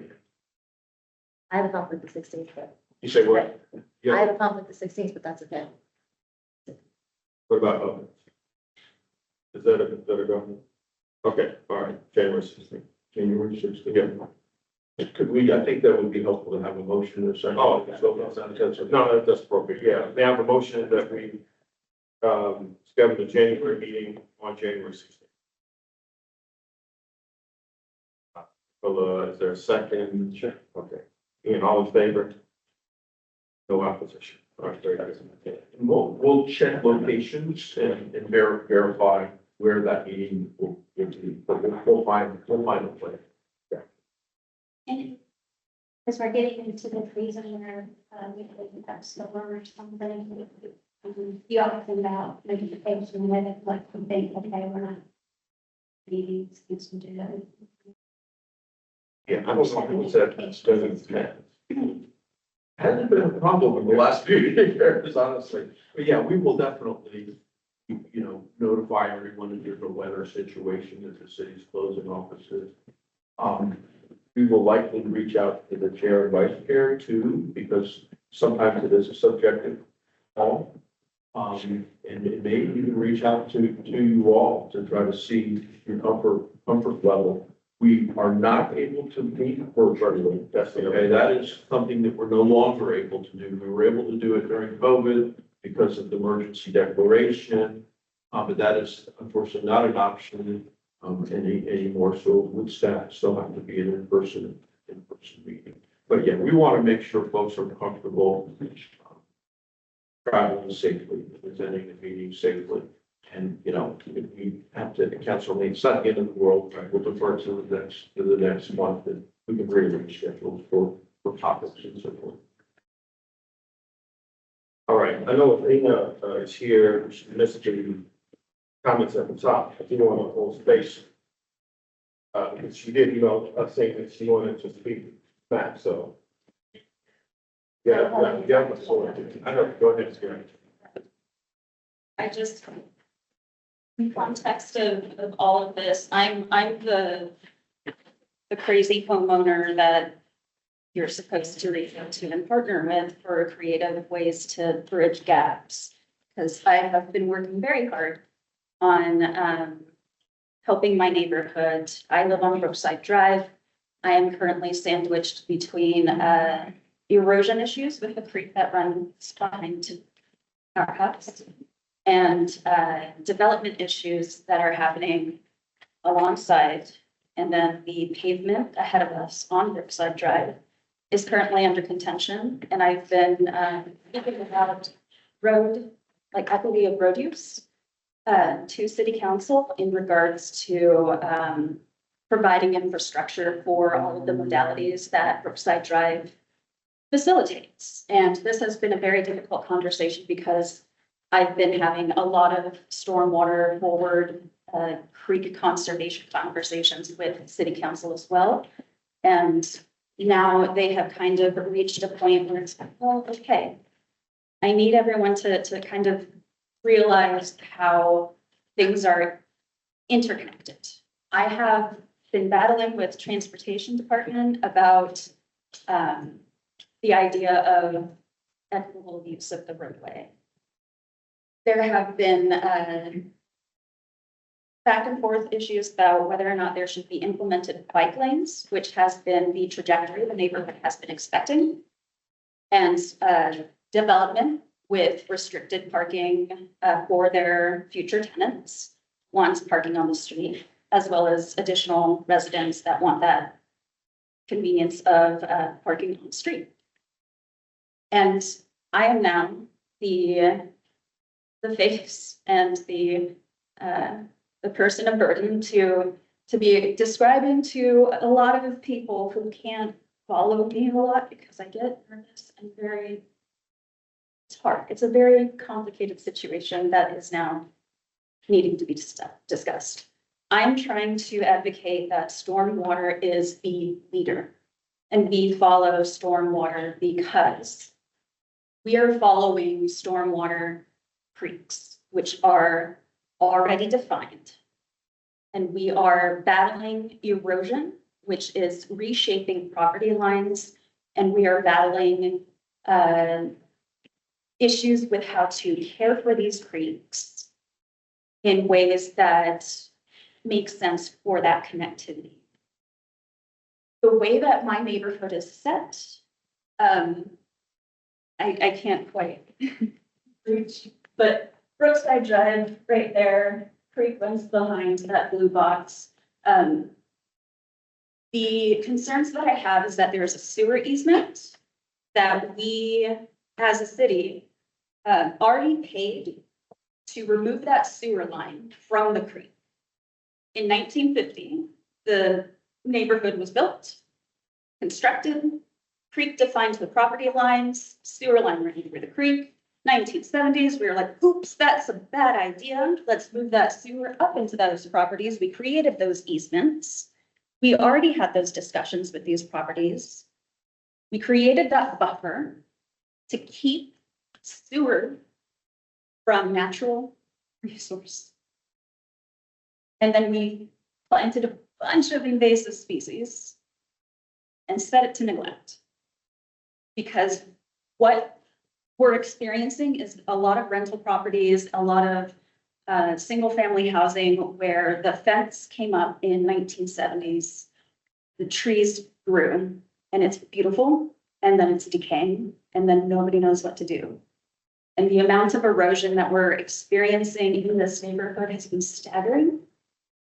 And I'm trying to identify that the low points of neighborhoods and these streets that may have high activity and diverse modalities. Brookside Drive, for instance, is designated as a collector street, which means so many vehicles, so many different sizes, so many different varieties. Parking on that street for me is complicated because there aren't storm drains right in front of my home. There aren't storm drains right in front of the new condos. There are storm drains on the other side of Brookside with single family housing that was able to mitigate runoff. And I'm concerned because this section of Brookside all slopes down towards the creek. And then off of Norris, those properties are upslope. So the creek, they're eroding downward, raising the bed of that creek, and then complicating flooding issues. I've been having these conversations in really hard, fragmented ways, and I do apologize that I've always run. I appreciate what you're saying. You've been speaking up for 10 minutes. If you could, as clearly as possible, articulate what your goal is, stormwater today. Is it, because I mentioned about art, but art is behind you. Is it to support this art effort?